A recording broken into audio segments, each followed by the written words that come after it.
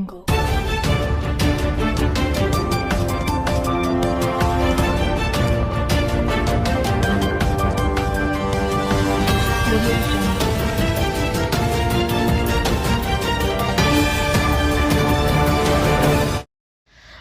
To మన Bhimli news. ముందుగా bulletin లోని headlines.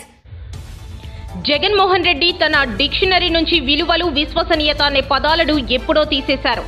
YS Sharmila. Visakha steel కార్మికులకు వెంటనే బకాయి జీతాలు చెల్లించాలి. భీమిలి నియోజకవర్గంలో వైసీపీకి ఎదురు దెబ్బ. తండేల్ విజయం పట్ల హీరో నాగ చైతన్య హర్షం వ్యక్తం. పుల్లారావు హైకోర్టు ఆదేశాలని వక్రీకరిస్తూ నాపై కేసు నమోదు చేయించాడు. మంత్రి విడుదల రజని ఘాటు వ్యాఖ్యలు. కేవలం అధికారం కోసం అడ్డగోలుగా చంద్రబాబు హామీలు. మాజీ మంత్రి విడుదల. వైఎస్ జగన్ కి సూటిగా సమాధానం చెప్పే ధైర్యం సీఎం చంద్రబాబుకు ఉందా? కూటమి ప్రభుత్వం వ్యవసాయానికి అత్యంత ప్రాధాన్యత ఇస్తోందని మంత్రి అచ్చెన్నాయుడు స్పష్టం. మాడుగుల మండలం కేజేఆర్పురం గ్రామంలో శ్రీ శ్రీ సంతోషిమాత ఆలయం నిత్య అన్నదానం పథకం. జగన్మోహన్ రెడ్డి తన డిక్షనరీ నుంచి విలువలు, విశ్వసనీయత అనే పదాలను ఎప్పుడో తీసేశారని వైఎస్ షర్మిల విమర్శించారు. షర్మిల మాటలని అబద్ధాలని మీడియా ముందు చెప్పమని విజయసాయిరెడ్డిపై జగన్ ఒత్తిడి తెచ్చారని మండిపడ్డారు. జగన్మోహన్ రెడ్డి గారికి విజయసాయిరెడ్డి గారికి మధ్య జరిగిన సంభాషణ గురించి విజయసాయిరెడ్డి గారు నాకు చెప్పడం జరిగింది. షర్మిలమ్మ అబద్ధాలు చెప్తుంది అని చెప్పమని అడిగినట్లు విజయసాయిరెడ్డి గారు చెప్పారు. జగన్మోహన్ రెడ్డి గారు ఏం మాట్లాడాలో, ఏ పాయింట్లు మాట్లాడాలో నేనే డిక్టేట్ చేస్తాను, నువ్వు నోట్ చేసుకో అని సాయిరెడ్డి గారితో చెప్పారట. తర్వాత సాయిరెడ్డి గారు ఆ ప్రెస్ మీట్ సాయిరెడ్డి గారు వివరంగా చెప్పేసరికి నా వివిడ్ ఇమాజినేషన్ తో నేను ఊహించుకునేసరికి నాకే చాలా బాధేసింది. జగన్మోహన్ రెడ్డి గారు ఎంతలా దిగజారిపోయారు. ఒక పక్కేమో జగన్మోహన్ రెడ్డి గారు క్యారెక్టర్ గురించి డైలాగులు చెప్తున్నారు. అసలు జగన్మోహన్ రెడ్డి గారు క్యారెక్టర్ అంటే ఏమిటో అన్న పదానికి అర్థం కూడా మర్చిపోయారు కాబోలు అని నేను అనుకుంటున్నాను. ఒక పక్క సాయిరెడ్డి గారు రాజశేఖర రెడ్డి గారి కోరిక భిన్నంగా నన్ను అబద్ధం చెప్పమంటున్నారు, నాకు వీలు కాదు, నన్ను వదిలేయండి అని బ్రతిమాలుకుంటున్నా మీరు ఒప్పుకోకుండా అబద్ధం చెప్పమని ఒత్తిడి చేశారు. ఇది జగన్మోహన్ రెడ్డి గారి గొప్ప క్యారెక్టర్. ఏ అబద్ధాన్ని ఎంత అందంగా చెప్పాలి అని ముఖ్యమంత్రి హోదాలో ఉన్న వ్యక్తి డిక్టేషన్ ఇచ్చారట. ఇది జగన్మోహన్ రెడ్డి గారి మహోన్నతమైన క్యారెక్టర్. రాజశేఖర రెడ్డి గారి ఇద్దరు బిడ్డలకు అన్ని ఆస్తులలో సమాన వాటా ఉండాలి అన్నది రాజశేఖర రెడ్డి గారి కోరిక అని జగన్మోహన్ రెడ్డి గారికి, ఆయన భార్య గారికి తెలిసిన విషయమే. అయినా కూడా సొంత తల్లి అయిన విజయమ్మ గారి మీద కేసు పెట్టారు. సొంత చెల్లి బిడ్డలు, తన సొంత మేనల్లుడు మేనకోడలు ఆస్తి కాజేయాలని కుట్రలు పన్ని ఇంత దిగజారిపోయారో జగన్మోహన్ రెడ్డి గారే ఆత్మ పరిశీలన చేసుకోవాలి. జగన్మోహన్ రెడ్డి గారు భార్యాభర్తలు ఇద్దరు బైబిల్ ముందరేసుకొని క్యారెక్టర్ ఏమిటో, ఎంత దిగజారిపోయారో ఆలోచన చేసుకోవాలి. How will you face God, how will you face dad and how will you face my children. నేను కార్యకర్తలను పట్టించుకోలేదు, తప్పైపోయింది అని ఇప్పుడు బీదేర్పులు ఏరుస్తున్నారు. ఇప్పుడు జగన్మోహన్ రెడ్డి గారు నాయకులు నన్ను వదిలిపెట్టి వెళ్ళకండి, కార్యకర్తలు నన్ను వదిలిపెట్టి వెళ్ళకండి అని అడుక్కుంటున్నారు. అంటే జగన్మోహన్ రెడ్డి గారికి క్రెడిబిలిటీ లేదన్న విషయం కూడా అర్థమైనట్టు. ఈరోజు జగన్మోహన్ రెడ్డి గారి క్రెడిబిలిటీ సున్నా. విశాఖ స్టీల్ కార్మికులకు వెంటనే బకాయి జీతాలు చెల్లించాలి. ప్యాకేజీ నిధులు ప్లాంట్ నిర్వహణకు ఖర్చు చేయాలి. విశాఖ స్టీల్ ప్లాంట్లో గత 5 నెలల నుంచి 3 నెలల జీతాలు పైగా చెల్లించకుండా కార్మికులతో పని చేయించడం దుర్మార్గం. గత సంవత్సరం బోనస్, ఇంటి అద్దె, లీవ్ జీతాలు చెల్లించలేదు. 2024 ఏప్రిల్ 1 నుంచి కరెంటు బిల్లు 16 రెట్లు ఒకేసారి యాజమాన్యం పెంచింది. ఆసుపత్రిలో డాక్టర్లు, మందులు లేవు. ఇతర ఏ స్టీల్ ప్లాంట్లో లేకపోయినా బయోమెట్రిక్ పేరుతో ఎటువంటి అనుమతులు అతి ముఖ్య అవసరాలకు కూడా ఇవ్వడం లేదు. పై హక్కులన్నీ ఇతర స్టీల్ ప్లాంట్లో ఉన్నాయి. కావాలని విశాఖ స్టీల్ ప్లాంట్లో కార్మికులు ప్రైవేటీకరణకు వ్యతిరేకంగా పోరాడుతున్నారన్న కక్షతో కేంద్రంలోని బీజేపీ ప్రభుత్వం వ్యవహరిస్తున్నది. ప్రతి నిర్ణయం కేంద్ర ప్రభుత్వం ఆధ్వర్యంలో స్టీల్ శాఖ నుంచి అమలు చేయిస్తున్నారు. కార్మికులు అశేషమైన త్యాగాలు చేస్తున్నారు. జీతాలు చెల్లించకపోయినా యూనిఫామ్తో సహా కనీసమైన సౌకర్యాలు పని ప్రదేశంలో లేవు. అయినా దేశంలోనే ఇతర స్టీల్ ప్లాంట్లన్నింటికంటే అధికంగా 110% ఉత్పత్తి సాధిస్తున్నాం. అనేక విభాగాల్లో 5,000 మంది కార్మికులు రిటైర్ అయినా వీరి స్థానంలో కొత్తగా భర్తీ చేయకపోవడంతో ఉన్న కార్మికులు ఎంతో ఒత్తిడితో పనిచేస్తున్నారు. ఈ ఉత్పత్తి సాధించే కార్మికులకు జీతాలు చెల్లించకుండా పని చేయాలనడం అత్యంత హేయం. 3 సంవత్సరాలు మీరు అమ్మాలని నిర్ణయించిన తర్వాత స్ట్రాటజిక్ సేల్ పెట్టిన తర్వాతే నష్టాలు వచ్చాయి, అంతకుముందు లాభాలు వచ్చాయి. 2020-21 సంవత్సరం కూడా మీరు 21 జనవరి 27వ తేదీన ప్రకటించిన సంవత్సరం కూడా 948 కోట్లు లాభాలని నికర లాభాలనేటువంటిది వచ్చాయి. తర్వాత మీరు నష్టాల్లోకి నెట్టారు. ఇంత ఉత్పత్తి చేసిన 110% ఈరోజు మేము ఉత్పత్తి తీసుకొచ్చిన ఈ సంవత్సరం నష్టాల్లో తీసుకొస్తారు. ఎందుకనంటే ఈరోజు ముడి సరుకు, ముఖ్యంగా ముడి ఇనుప ఖనిజం ఖరీదు అనేటువంటిది సొంత గనులు ఉన్నటువంటి పబ్లిక్ సెక్టర్ స్టీల్ ప్లాంట్లకి కేవలం 600-700 రూపాయలకి ఒక టన్ను వస్తుంది. కానీ వైజాగ్ స్టీల్ ప్లాంట్ 6,300 రూపాయలు సగటున గత సంవత్సరం అంతా కూడా ముడి ఖనిజం కొనుక్కోవడం జరిగింది. సుమారుగా 8 రెట్ల నుంచి 10 రెట్లు అదనంగా కొనడం వల్ల ఆ భారం అనేటువంటిది తీవ్రంగా ఉంది. అందుకని వైజాగ్ స్టీల్ ప్లాంట్ నిజాయితీగా రక్షించండి, చిత్తశుద్ధిగా చేయండి. ఈరోజు కేటాయించినటువంటి స్కీము ప్యాకేజీలో కార్మికులకు జీతాలు ఇవ్వండి, ముందు ముడి సరుకులకు వాడండి, ప్లాంట్ సమర్థవంతంగా నడిపించండి. దేశంలో నంబర్ 1గా నడుస్తుంది. కానీ కావాలనే కేంద్ర ప్రభుత్వం ఈరోజు సమర్థవంతంగా నడపాలనుకోవడం లేదు. దీన్ని బలహీనం చేసి, సిక్కు చేసి దీన్ని ప్రైవేటు వాళ్ళకి కట్టబెట్టాలనేటువంటి కుట్రతో వ్యవహరిస్తుంది. మీ కుట్రలు మారండి, ప్రజానీకంలోకి తీసుకెళ్తాం. రాష్ట్ర ప్రజానీకం యావత్తులోకి కూడా ఈరోజు స్త్రీలు కార్మికులు అట్లాగే కార్మిక సంఘాలన్నీ కూడా రాష్ట్రం. భీమిలి నియోజకవర్గంలో వైసీపీకి ఎదురు దెబ్బ తగిలింది. ఆనందపురం మండలం రామవరం పంచాయతీకి చెందిన సీనియర్ వైసీపీ నాయకుడు తమ అనుచరులతో కలిసి టీడీపీలో చేరారు. బుధవారం సోన్ట్యాంలో జరిగిన సభలో భీమిలి ఎమ్మెల్యే గంట శ్రీనివాసరావు టీడీపీ కండువాలు కప్పి వారిని పార్టీలోకి ఆహ్వానించారు.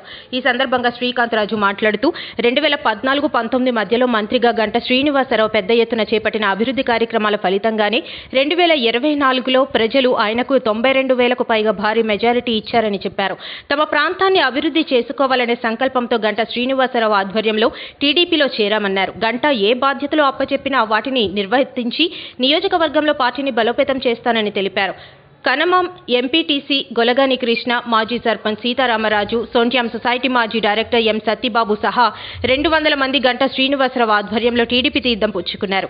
కార్యక్రమంలో కార్పొరేటర్లు గాడు చిన్ని కుమారి లక్ష్మి, లొడగల అప్పారావు, తర్లువాడ సర్పంచ్ బీఆర్బీ నాయుడు, గట్టమనేని సుభాష్ చంద్రబోస్, టీడీపీ నాయకులు డిఏఎన్ రాజు, తాట్రాజు అప్పారావు, కె దామోదర్రావు, కాళ్ల నగేష్ కుమార్, అప్పలరాము తదితరులు పాల్గొన్నారు. మళ్ళీ ఆయన అఖండ మెజారిటీతో 2024 ఎలక్షన్లో కనీ విని ఎరుగని రీతిలో 95,000 మెజారిటీతో ఈ ప్రజలు, అది ఎవరి వల్ల కాదు, అది మీరు చేసిన ఒక్క అభివృద్ధి వల్లనే మీకు ఇది సాధ్యపడింది సార్. ఇక మీదట మేము కూడా మీ అభివృద్ధిలో అడుగు వేస్తూ మీ సారథ్యంలో ఈ భీమిలి నియోజకవర్గానికి కానీ పంచాయతీలకు కానీ అభివృద్ధి చేయడానికి మీ వంతు సహకారంగా, మా వంతు సహకారంగా మీ ముందు నడుస్తామని మీ వెనకాతల ఒక నాగ చైతన్య హీరోగా దర్శకుడు చందు మొండేటి రూపొందించిన తాజా చిత్రం తండేల్కు ప్రేక్షకుల నుంచి విశేష స్పందన వచ్చింది. శుక్రవారం విడుదలైన ఈ చిత్రం విజయవంతంగా ప్రదర్శితమవుతుంది. తండేల్ విజయం పట్ల హీరో నాగ చైతన్య హర్షం వ్యక్తం చేశారు. లేకపోతే మెసేజెస్ చూసిన, ఫోన్ కాల్స్, ఇంత పాజిటివిటీ నేను విని ఎన్నో నాలైంది. I missed it. ఫైనల్గా మళ్ళీ నాకు తిరిగి వచ్చింది. I'm so thankful. నిజంగా thank you all very much.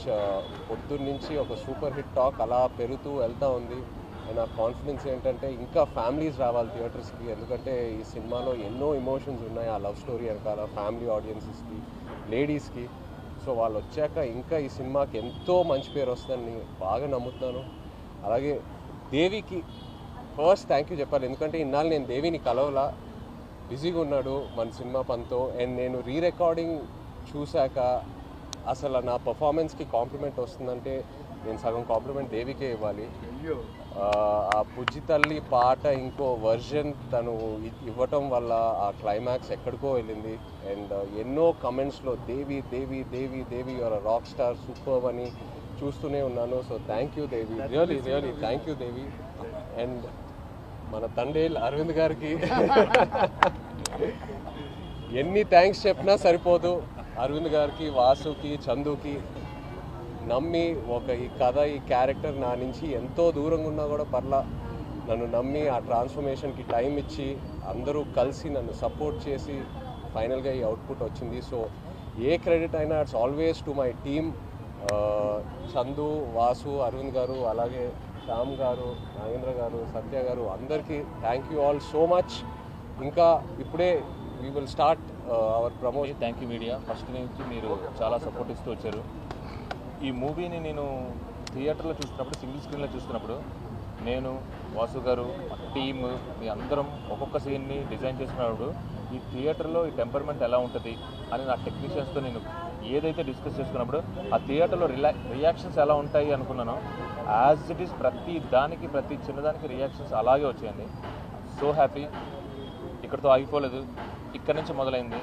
ఇక్కడ నుంచి నెక్స్ట్ 2 వీక్స్ మళ్ళీ ఏదైతే ఉందో వీఆర్ గివింగ్ బ్యాక్, వెళ్తాం, ఈ ప్రమోషన్స్ అంతా చేస్తాం.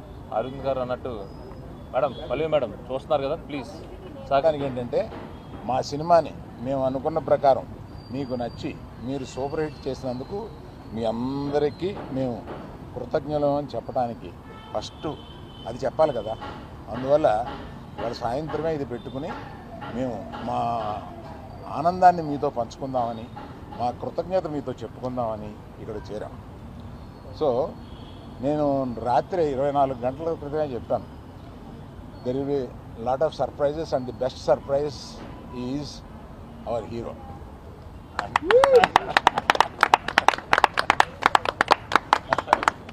అంటే మామూలుగా దొళ్ళగొట్టాడు సినిమాలో. అందుకని ఇప్పుడు పుల్లారావు హైకోర్టు ఆదేశాల్ని వక్రీకరిస్తూ నాపై కేసు నమోదు చేయించాడు. నాకేనా కుటుంబం ఉంది, నీకు లేదా పుల్లారావు అంటూ మంత్రి విడుదల రజనీ ఘాటు వ్యాఖ్యలు. సార్, కాంగ్రెస్ పార్టీకి సంబంధించినటువంటి నాయకులు కానీ, సామాన్య సోషల్ మీడియా కార్యకర్తలు కానీ, సోషల్ మీడియా యాక్టివిస్ట్ కానీ ఏదన్నా ప్లాట్ఫామ్స్లో, సోషల్ మీడియాలో దీన్ని కనుక ప్రశ్నిస్తే, క్వశ్చన్ చేస్తే అక్రమ కేసులు, అక్రమ అరెస్టులు, జైళ్ళకి ఏడుస్తారు. ఇదంతా కూడా ఒక రెడ్ బుక్ రాజ్యాంగం రాష్ట్రంలో నడుస్తుంది. మరి ఈ రోజున ఇది ఎలా అయిపోయిందంటే మన రాష్ట్రంలో ఇదొక పాలసీ మాదిరిగా, ఇదొక గవర్నమెంట్ పాలసీ. ఈ గవర్నమెంట్ పాలసీ రాష్ట్రం మొత్తం ఇంప్లిమెంట్ చేయాలి కావచ్చేమోనని ఇక ఇది ముందుకు కొనసాగుతూ ఉంది. ఇదిట్లా ఉంటే మన చిలకలూరుపేట నియోజకవర్గంలో ఈరోజు నియోజకవర్గ పరిస్థితి ఏంటంటే ఒక ఆటవిక అరాచక పాలన చిలకలూరుపేట నియోజకవర్గంలో కొనసాగుతుంది. ఇక్కడున్నటువంటి ఎమ్మెల్యే పుల్లారావు గారు అవినీతికి ఘనపాటి, పత్తిపాటి అని చెప్పొచ్చు. ఇక్కడ ఒక చక్కటి నెరేటివ్ని, కట్టుకథ చక్కగా అల్లి ఒక వ్యక్తిని ఈ పుల్లారావు గారు స్టేషన్కి పంపిస్తాడు. పంపించి ఒక కంప్లైంట్ ఇప్పిస్తాడు. ఇదంట 5.5 ఏళ్ల కిందట 2019లో అట ఒక టీడీపీ సామాన్య కార్యకర్త సోషల్ మీడియాలో అబ్యూజివ్గా, అసహ్యంగా పోస్టులు పెడితే దానికేదో స్టేషన్లో కంప్లైంట్ వెళ్ళిందట. పోలీసులు డ్యూ ప్రొసీజర్ ఫాలో అయ్యుంటారు. దానికి నాకు సంబంధం ఏంటి? ఇప్పుడు ఈ కట్టు కథను ఎలా వెళ్ళారంటే, ఈ వ్యక్తిని ఎమ్మెల్యే కంప్లైంట్ ఇప్పిస్తాడు. ఇక్కడ పోలీసులు కంప్లైంట్ నమోదు చేస్తే అది ఎమ్మెల్యేనే చేపించాడు, ఈ పుల్లారావు గారేనని అనుకుంటారు జనం అని చెప్పి ఇక్కడ ఇప్పించి ఇక్కడ ఏమీ చేయకుండా మళ్ళా ఇదే కంప్లైంట్. కేవలం అధికారం కోసం అడ్డగోలగా చంద్రబాబు హామీలు ఇచ్చాడు. కానీ అధికారం చేజిక్కించుకున్నాక ఇప్పుడు హామీలు అమలు నాకు చేతగాదని చంద్రబాబు చేతులెత్తేశాడని మాజీ మంత్రి విడుదల రజనీ అన్నారు. అక్రమ అరెస్టులు, జైళ్ళకి ఏడుస్తారు. ఇదంతా కూడా ఒక రెడ్ బుక్ రాజ్యాంగం రాష్ట్రంలో నడుస్తుంది. మరి ఈ రోజున ఇది ఎలా అయిపోయిందంటే మన రాష్ట్రంలో ఇదొక పాలసీ మాదిరిగా, ఇదొక గవర్నమెంట్ పాలసీ. ఈ గవర్నమెంట్ పాలసీ రాష్ట్రం మొత్తం ఇంప్లిమెంట్ చేయాలి కావచ్చేమోనని ఇక ఇది ముందుకు కొనసాగుతూ ఉంది. ఇదిట్లా ఉంటే మన చిలకలూరిపేట నియోజకవర్గంలో ఈరోజు నియోజకవర్గ పరిస్థితి ఏంటంటే ఒక ఆటవిక అరాచక పాలన చిలకలూరిపేట నియోజకవర్గంలో కొనసాగుతుంది. ఇక్కడున్నటువంటి ఎమ్మెల్యే పుల్లారావు గారు